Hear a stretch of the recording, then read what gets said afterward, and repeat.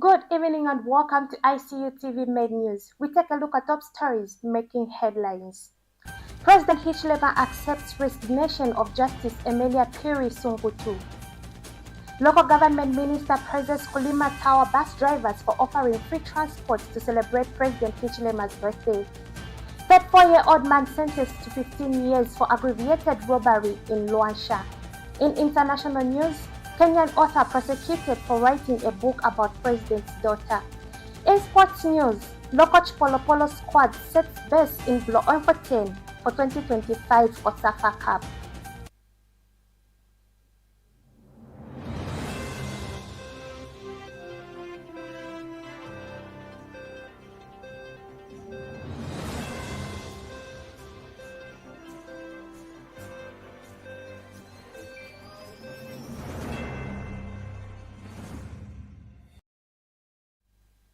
Presenting the news, I am Yamba Margaret, and now the news in details. President Hakainde Hichilema has accepted the resignation of Honorable Mrs. Justice Emelia Phiri Sunkutu from her position as judge of the High Court. Justice Sunkutu tendered her resignation in accordance with Article 142, Section 5 of the Constitution of the Republic of Zambia. President Hichilema expressed appreciation for Justice Sunkutu's dedicated service to the nation and wished her success in her future endeavors. This is according to statement made available to Icu TV by State House Chief Communications Specialist Mr. Clayson Hamasaka. Minister of Local Government and Rural Development, Gift Simuza Siawalo, has praised the Kulima Tower bus drivers for providing free transport to selected community members in celebration of President Hakainde Hichilema's birthday. Speaking at Kulima Tower bus station, Mr. Siawulo expresses his appreciation for the grassroots initiative, praising citizens for independently choosing to honor the President with a thoughtful act of kindness that he describes as a seed of love planted for the Republican President. The free transport day targets 5 groups like individuals born in June, senior citizens aged 60 and above, pregnant women, persons with disabilities, and Kulima Tower marketeers. The initiative recognizes President Hakainde Hichilema's leadership as his commitment to improving the lives of Zambians. Mr. Siawulo emphasizes the importance of community solidarity and encourages citizens to continue supporting one another. He also commends the bus drivers for their dedication to service and their role in promoting unity with the community. This day, dear colleagues, it is a very, very special day in a sense that you people on your own decided to give a very big present to the Republican President. I believe the President, where he is, he must be watching what is obtaining here. The organizers of this event, I have run short of words, the best words that you deserve. What you have done, dear colleagues, it's beyond imaginable. You've done something that has really touched my heart. That indeed, as Zambians, we need to be brothers keepers. As Zambians, we need to celebrate when a good thing is happening. You will know very well that what has made you come up with this is because of the peace that you people. Drivers are you are in the same in terms of ranking, you are in the same rank with the Republican President in terms of hard work. The President does not believe in handouts, he believes in hard work, and you, dear colleagues, the drivers, you've lived to that testimony.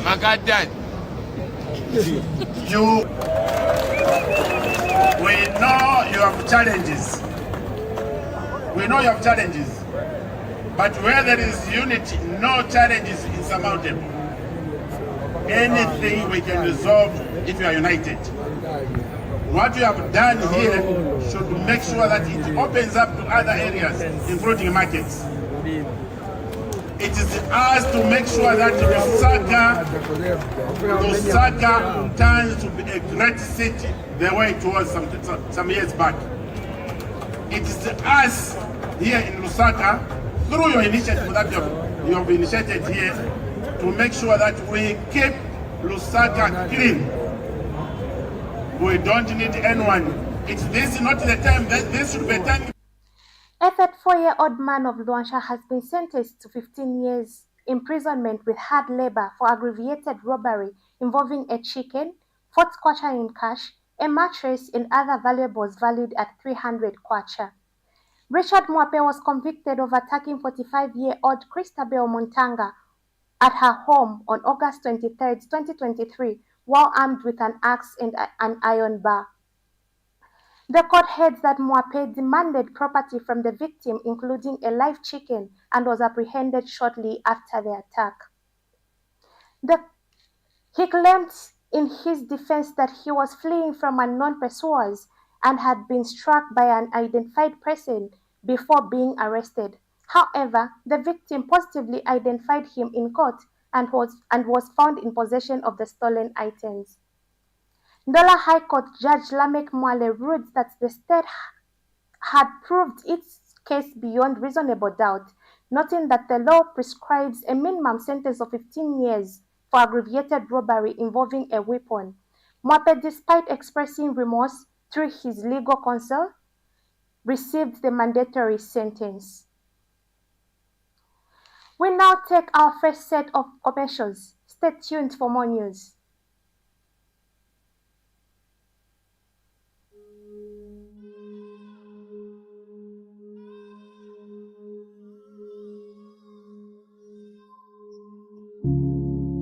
I've been waiting to hear from you. And I've been watching over you.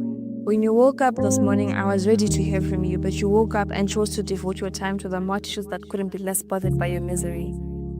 I knew you when you took your first breath, knew you when no one else did. I stood by you on your first day of school, and stood by you when you felt burdened by the troubles of this world.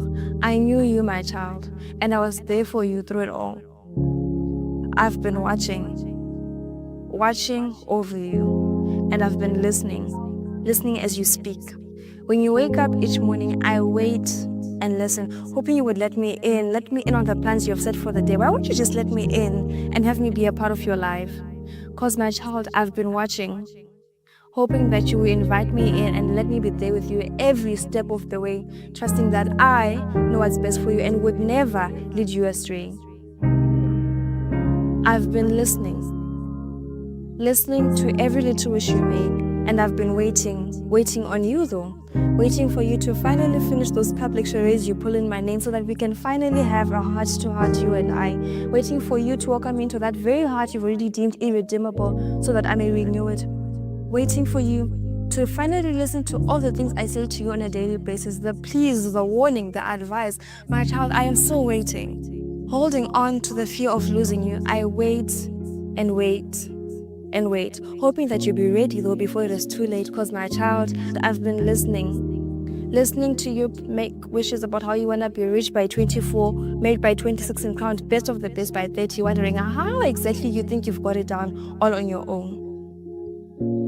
I've been listening, waiting to hear the part where you finally mention my name. The part where you mention that you're gonna trust me. The part where you shout, I have a Father in heaven who will guide me through it all, clearing the path before it is even in sight and illuminating it so my feet may not falter. A Father who will not only show up, but show off with me. I am still waiting with the hope that you'll be ready before it is too late. Let me in so that we can finally have that heart-to-heart, you and I, waiting with the hope that you'll be ready before it is too late. But I'm still waiting. Welcome back, and thank you for staying with us. In our local stories, ZCSS seizes unsafe products worth 30,000 kwacha in 4 provinces. The Zambia Compulsory Standards Agency (ZCSA) has seized over 1,000 non-compliant products valued at approximately 30,000 kwacha in northwestern, Luapula, northern and Muchinga provinces. ZCSA spokesperson Brian Hatioka said the items, including cooking oil, detergents, and electrical goods, were expired, damaged, poorly labeled, or not registered with the agency. Mr. Hatioka states that the agency is intensifying enforcement through market inspections and public awareness campaigns. He warns that suppliers of unsafe goods will face penalties due to the risks posed to consumers' health and safety. Mr. Hatioka reveals that some seized items will be destroyed, while others will be corrected, and the public is urged to report suspicious products to ZCSA. The Zambia Compulsory Standards Agency has seized more than 1,000 non-compliant products in northwestern, Luapula, northern and Muchinga provinces valued at about 30,000 kwacha. The agency seized 1,024 non-compliant products valued at 29,131 kwacha between February and May this year for violating the prescribed requirements of compulsory standards and the Compulsory Standards Act No. 3 of 2017. The products were expired, damaged, and poorly labeled, while other products were not registered with the agency or were supplied on the Zambian market without authority from ZCSA as required by the law. Furthermore, some products were labeled in foreign language only, contrary to the Zambian standard for labeling ZS033, which states that the main language which must be used on the label is English, even if a foreign language has been included. The affected products are cooking oil, detergents, margarine, sugar, potable spirits, fruit-flavored drinks, bottled drinking water, electrical products, and clear beer, among others. Some products will be disposed of soon, while corrective measures will be undertaken on other products. The agency has enhanced its enforcement, public education, and stakeholder engagement across Zambia to ensure that only safe products are traded on the Zambian market. The agency warns of punitive actions against entities which are supplying non-compliant products on the market, as such products pose a risk to public safety and health. Furthermore, the agency is urging the public to report suspicious products covered by compulsory standards to the nearest SCSA office so that enforcement actions are undertaken. The agency is committed to enforcing compulsory standards in a bid to protect the health and safety. IBA cautions Cloud FM radio over unprofessional conduct. The Independent Broadcasting Authority (IBA) has cautioned Cloud FM radio of Kawe for violating the IBA Act and standard operating procedures, which require content to be fair, impartial, and respectful of human dignity. IBA Acting Director General Susan Ndumingu says the caution follows comprehensive monitoring which revealed poor program moderation, bias, emotionally charged content, and deliberate skewing of discussions in the news analysis and cutting-edge programs. Mrs. Ndumingu cites key failures such as lack of control over callers and guests, airing of unverified claims, and technical shortcomings during the live segment. She, however, commends the station for promptly halting statements that could have incited violence, hatred, and public disorder. Mrs. Ndumingu adds that Cloud FM has been directed to submit a corrective action report within 7 days, as the IBA remains committed to promoting ethical broadcasting and safeguarding public peace and media integrity. You are still watching Icu TV main news. We take a short break, and coming up next is international and sports news. Stay tuned. Did you know that mental health conditions are treatable and recovery is possible? Hi, I'm Ngenia Moyo. I'm your host on Let's Talk Mental Health.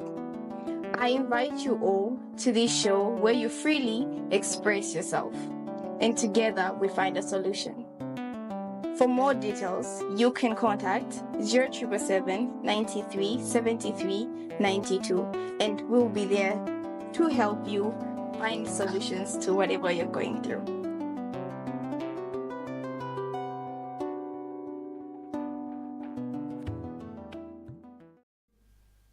Welcome back.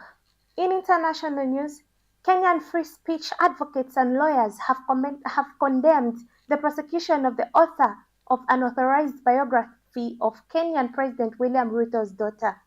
Charlene Ruto accused Webster Wachora Elijah of misusing her name by writing book without first seeking permission from her.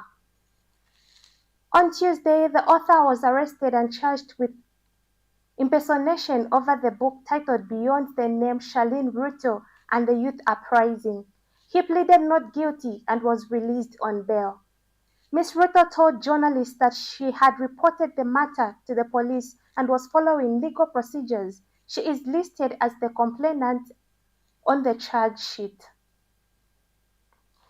We are still in international news. South African politicians sacked over visits to fugitive pastor. A top official in one of the South Africa's biggest political party has been sacked after he visited a controversial Malawian pastor in April. Floyd Shivambu has been removed as Secretary General of the Ukhonto weSizwe Party barely 6 months into the job after he attended an Easter service of self-proclaimed pastor Shepherd Bushiri's church. Mr. Bushiri from Malawi was one of Southern Africa's best-known preachers when he was arrested and charged with fraud in South Africa in 2020. After being released on bail, he managed to flee to his home country in unclear circumstances. South Africa has been trying to extradite him ever since.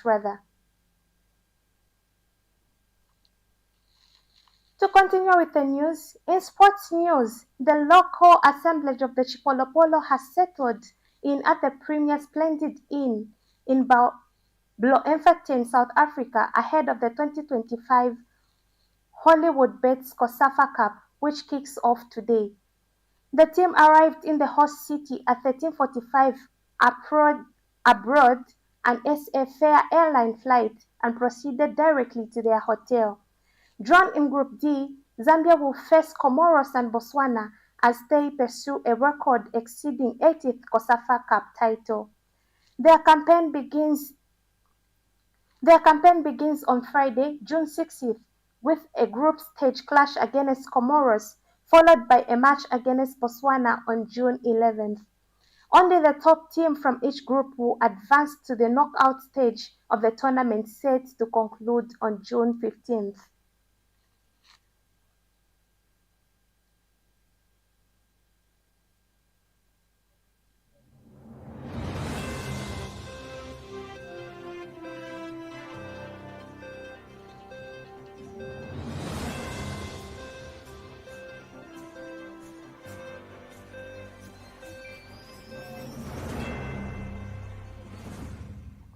That sports item brings us to the end of our main news, but before we go, a quick recap on the stories that made headlines.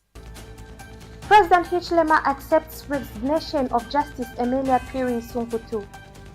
Local government minister praises Kulima Tower bus drivers for offering free transport to celebrate President Hichilema's birthday. 34-year-old man sentenced to 15 years for aggravated robbery in Luanshya. In international news, Kenyan author prosecuted for writing a book about president's daughter. In sports news, local Chipolopolo squad sets base in Bloemfontein for 2025 COSAFA Cup. Thank you so much for watching. For more news updates, stay glued to our Facebook page at Icu TV and our website at icutvzm.com. Good night.